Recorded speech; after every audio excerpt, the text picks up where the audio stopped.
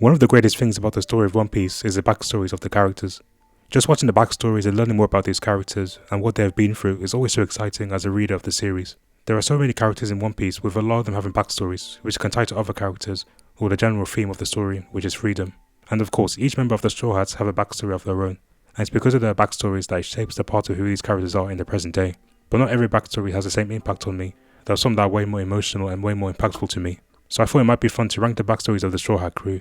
I've divided this tier list into 4 tiers, starting from S tier all the way down to C tier.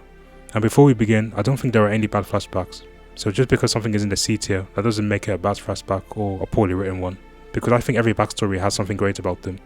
But I just think that some backstories have more great moments than others. And if you want to see more videos like this, please subscribe, as it really helps the channel. So first off, we're going to start with the captain of the crew, Luffy. We actually introduced to Luffy as a child in chapter 1, which serves as like a flashback before time skipping to the present at the end of the chapter. His dynamic with Shanks is always so fun to watch. We pretty much get his origin story as well, where we see how he ate the gum fruit, which is now known as the human fruit. Seeing Shanks lose his arm for Luffy was emotional, and it made me a fan of Shanks early on. And him giving his hat to Luffy is an iconic moment in the series, because it really steps with Luffy on his journey to be the Pirate King. But that's not all. We see an extension of this childhood after the end of Marineford, which involved Ace and Sabo and their brotherly relationship. This is always a great flashback to look back on, and it hits hard every time after seeing the death of Ace. During the whole rescue arc to save Ace, Luffy was risking everything to save him, but at that time we didn't really know the relationship between them, so this backstory was the best way of showing how much Ace really meant to Luffy. And added to the fact that Luffy thought that Sabo died, it really shows why he wanted to save Ace, because he was the only brother he had left. Just seeing the brotherly dynamic between Ace, Sabo and Luffy was very entertaining to watch, especially in the moment where they exchange sake cups, declaring that they are brothers. The only issue with his backstory now is that we find out that Sabo was actually alive all this time, so whenever I go back to this flashback, I know that Sabo survives. And this makes the scene where Luffy and Ace mourn Sabo's death and them declaring that they're going to be strong pirates one day, it makes it less impactful to me, because at the end of it, Sabo survives anyways. So because of that, I think I might have to put in A tier, because I still think it's an excellent flashback despite its flaws. And maybe if Sabo actually did stay dead, I might have considered putting in the S tier. Alright, so next up is Zoro. So Zoro's flashback is a pretty important one for his character, because he wants to become the world's greatest swordsman, and he also wants to become the strongest to carry on the wishes of his former rival Kuina to be the strongest swordsman. It is a good flashback, but it's not anything groundbreaking to me or anything. There wasn't enough drama or enough emotion for me to put into a higher tier on the list. And I still don't like the fact that Kuina died by falling down the stairs. She was the strongest swordsman in the dojo, and she constantly beat Zoro, who would train day and night lifting heavy weights to beat Kuina. But a small flight of stairs is what actually kills her. That doesn't make any sense, bro. It would have been a lot more acceptable if Kuina died from like a terrible illness or something like that. But I could never take her death seriously because of the way she died. So because of that, I think I put Zoro's in the B tier. Because again, I think it is a good flashback, and I did like how Zoro reacted to her death, because it was still tragic at the end of the day. So next up, we have Usopp's flashback. I think out of all the backstories from the Straw Hat crew, Usopp's is probably the most forgettable for me, and I think that's due to it being the shortest one. It was literally 2 pages in the manga, but there is still some charm to it. Usopp's dream is to become a brave warrior of the sea, because his father Usopp left to become a strong pirate. And it was also his mother, who died, who inspired Usopp to become a brave warrior as well. So Usopp is who he is because of the influence from his parents, and that's what I like about this flashback. We find out that the reason why Usopp constantly lied about pirates appearing on the island is because he wanted his mom to feel better, and that part is actually quite emotional to me. However, I can't put it any higher on the list because it was simply too short, and I wish we got more interaction between Usopp and his mother before she died. So it definitely really have much of an impact on me as compared to the other flashback characters. So because of that, I think I'll put it in C tier. So next up, we have Sanji's backstory. Just like with Luffy, we get an extension of Sanji's backstory before he joined the Straw Hats. His first flashback involved Red Leg Zeph and them being stranded on an island for days with limited rations. Finding out that Zeph got his own leg so that Sanji can have all the food, shows how much Zeph really cared for Sanji's well-being. And it's that flashback that explains why Sanji initially never wanted to leave Baratie, because he feels that he owes Zeph so much for what he did for him. And this was the only flashback for Sanji for the majority of the series, and I probably would have put in B tier, but then in comes Whole Cake Island, and Oda decided to drop one of the best backstories in One Piece. Yes! Yes! Yes! Yes! Yes! Yes! The Vinsmoke family flashback is heartbreaking, emotional, and just brilliant overall. Seeing how much abuse Sanji went through in his past before he met Zeph is always memorable. It made you want to hate his brothers for tormenting his life, and his father for enabling it, and not even looking at him as a son. It's no surprise that people say that Judge is one of the worst fathers in anime, and when you see Sanji's relationship with Zeph as compared to with Judge, it makes you appreciate Zeph more as a character, and further shows why Sanji has so much respect for him. And Zeph was also the same person who told Sanji never to hit a woman. And it's this sense of chivalry, which is a trait that has been stuck with Sanji ever since we were first introduced to him, and it's something that he has never broken no matter how many female enemies he has met. Originally, Sanji was open to hating women if they didn't listen to him, and this may have been the cause of the abuse that he went through when he was with his family.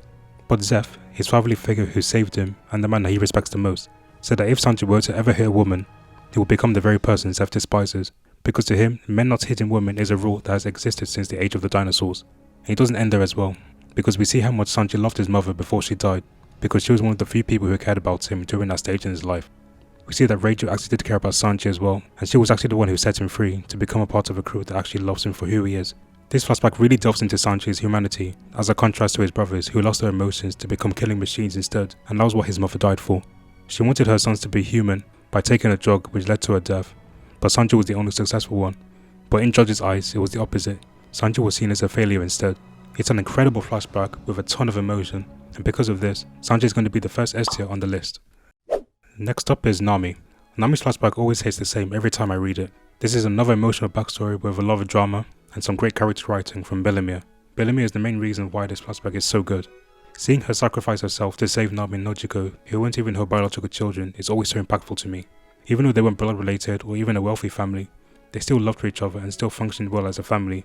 And then to see that family get torn apart by Arlong is always so heartbreaking every time I see it. And even after that, Nami takes it upon herself to join the Arlong pirates who killed her mum right in front of her, just so that her village can remain safe, and that's why I really respect her and Nami as a character. Arlong was a really good antagonist in his backstory as well, because he added a lot of tension on screen due to the fact that no one in the village was even strong enough to fight against him and his crewmates, so you really felt a sense of dread when he entered the village. This flashback really shows you why Nami was so fixated on stealing money, because it was all to save her village, and also makes Luffy defeating Arlong much more satisfying after finding out what he did to Nami all those years, like forcing her to draw maps and never letting her achieve her goal of drawing the world map. Arlong Park is normally the arc where majority of One Piece fans begin to fall in love with the series and its characters, and I think that Nami's flashback is one of the main reasons why that is. So I will put Nami's flashback in the A tier definitely, and I think I'll put it above Luffy. Now next up we have Chopper's backstory. Of all the backstories from the Straw Hats, this one had me tearing up a bit. I loved the father-son relationship between Chopper and Dr. Hiriluk, because Chopper has always been alone. He was abandoned by his family only because of his nose being a different colour, even though he was still a reindeer like the rest of them. He then eats the human fruit, which allowed him to grow human-like features, but he still looked different to the humans on Drum Island. And because of that, they wanted to kill him because he was viewed as a monster. So he was rejected by the reindeers, and he was rejected by the humans. But the only person that didn't reject him was the doctor. He finally gave him a place to go home, and they raised him as a son. And to repay his debt, Chopper wanted to help him by feeding him medicine, only then to realise that what he fed the doctor was actually poisonous. That part always hits hard for me because Chopper was only trying to help him get better, but it ended up backfiring, due to Chopper lacking the medical knowledge at the time. And this led to Dr. Hiriluk dropping one of the greatest quotes in One Piece. When does a man die? Is it when he's shot in the heart with a pistol? No. When he's stricken with a deadly disease? No. When he eats soup from a deadly mushroom? No. It's when he is forgotten. Hiriluk instead blows himself up, so that Chopper may not feel responsible for being the one who killed him, and this made Hiriluk's death one of the greatest deaths in One Piece, and also made him one of my favourite flashback characters as well. And because of this heart-wrenching flashback, Chopper is definitely going to be in the S tier, along with Sanji. And now we have Robin. This is a personal favourite of mine, due to the amount of pain Robin has been through throughout his entire backstory, and his narrative importance on the overall lore and the story of One Piece. Nico Robin never knew her parents, she was ostracized for her devil-fruit powers, and she was treated badly by her aunt, who took care of her. The only place she could call home was Professor Clover's library, and it's this library which contains all the knowledge of the world, and it leads to Robin wanting to uncover the truth about everything relating to the poneglyphs, the ancient weapons, and the Void Century. We learn more about what happened during the Void Century and how the world government was formed. This flashback is probably the most important flashback from the Straw Hats in terms of its impact on the overall story, because the Void Century, the world government, and the poneglyphs, they're all tied together, and it also ties to the One Piece treasure itself. So this flashback was kind of the beginning of learning about the Void Century and the fallen kingdom that was defeated by the 20 countries. But not only does this flashback have a lot of narrative importance, there is also a lot of emotion to it as well. The Buster Call was terrifying for Robin to see at a young age, and even traumatized her when we see the Buster Call happen again in Eni's lobby. She lost her mum after just reuniting with her after a long time. She lost her friends from the library who made her feel comfortable, and she saw Saul turn to ice by Aokiji in front of her, and she lost her entire island to Ohara, which got wiped off the map completely. And even after that, she was given such a high bounty of 79 million at the young age of 8, and this was due to the fact that she could read the poneglyphs as well, and she was viewed as a demon child who causes destruction wherever she goes. This is also the first time we were introduced to Akainu, when he destroyed the ship containing innocent people of the off chance that there may be someone with knowledge of the poneglyphs, showing how ruthless Akainu can be in the name of justice. This backstory really puts you onto an emotional rollercoaster. You have light-hearted scenes with Robin and Saul and his contagious laugh, and then you have dark and serious moments like the obstacle and Robin seeing everyone she cares about die right in front of her. The I don't want to live moment in Enies Lobby is one of the most iconic moments in One Piece, and this backstory is a major reason why. Because of what Robin has been through, she felt like her life meant nothing, and that she was only a curse to whoever she allied with.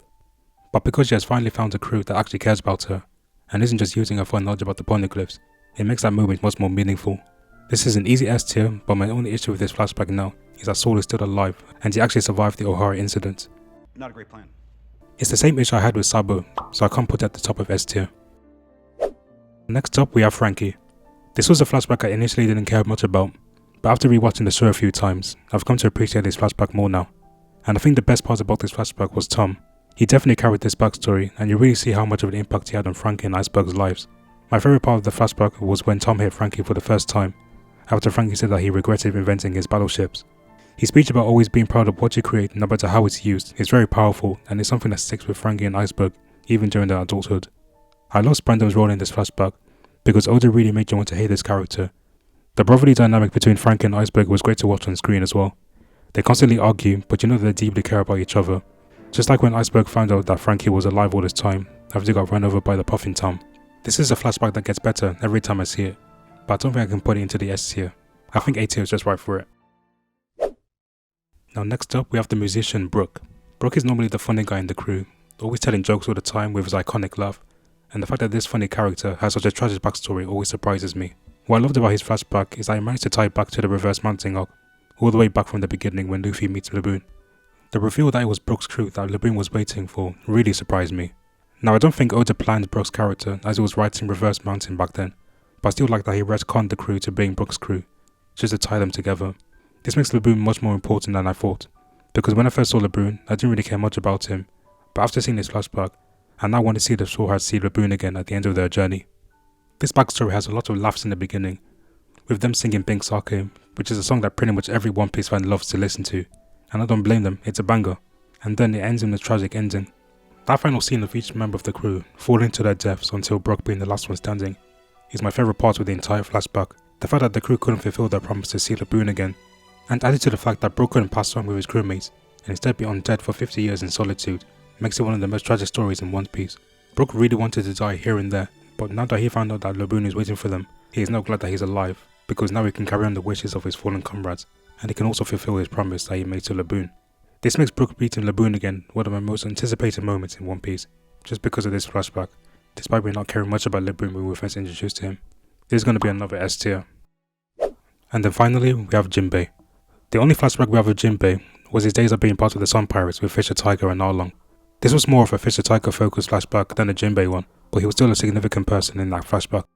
So in this flashback, we finally see why Arlong has a lot of hatred towards the humans, because it was the humans that enslaved many of his fellow fishermen, and it was the humans that tricked Fisher Tiger by using Koala as their opportunity to kill him.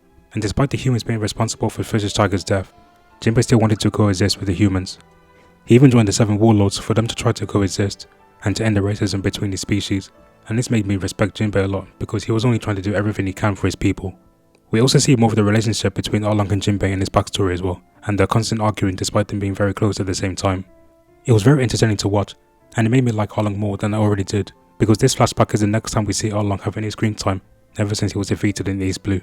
We are also introduced to Koala in his flashback, and she later becomes important in the story as part of the revolutionaries with Sabo, and seeing her cry for the first time and letting out her suppressed emotions was one of my favourite moments. This is a really good flashback, and was definitely the best part of the Fishman Island arc, which I thought was just an okay arc in general. I'm going to put this in the A tier. So that's it.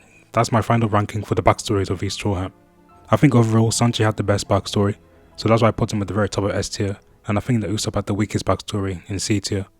Again, I don't think there's any bad flashbacks on this list. I still like Usopp's backstory and Zoro's as well, but I just felt they were weaker than the rest of them. So yeah, what do you guys think? Do you guys agree with this list, or do you disagree? And also, how would you rank your favourite backstories? Let me know in the comments down below, and thanks for watching.